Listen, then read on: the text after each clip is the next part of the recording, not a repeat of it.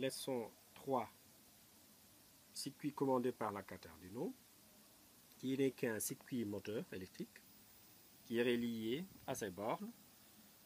Du positif du moteur est relié à la borne positive du batterie de 9 volts que vous voyez là, relié sur le positif. Or, ce positif aussi, nous avons relié une diode, ce qu'on appelle une diode de redressement, sur la partie cathode. Et la partie anode, on a relié la partie négative du moteur. Or, cette partie, sur cette interconnexion, on a relié la sortie, c'est-à-dire la gâchette du transistor, et plutôt, je dirais, excusez-moi, la sortie du transistor qui est reliée sur la borne négative du moteur. Alors, et ainsi, nous avons le circuit du transistor est relié à son tour sur la partie gâchette à la borne numéro 9. Et sur cette borne numéro 9, nous avons programmé notre Arduino qui est une impulsion négative lorsqu'on appuie sur le bouton poussoir que vous avez là. Alors, voici le programme que nous avons réalisé.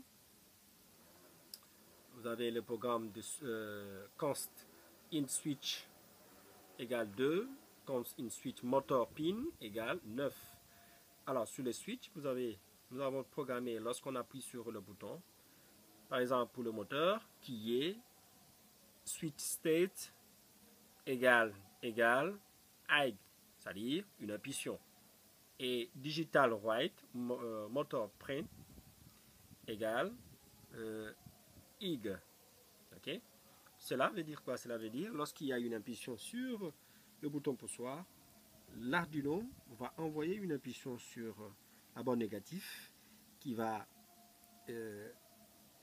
saturer notre transistor afin que celui-ci devienne passant, qu'il y ait un courant négatif qui doit passer sur cet alignement que vous voyez ici et d'envoyer le négatif directement sur le moteur parce que le positif de l'alimentation est directement connecté sur ce moteur à travers le câblage que vous voyez là qui est le prolongement du borne positif de notre alimentation, la batterie de 9 volts.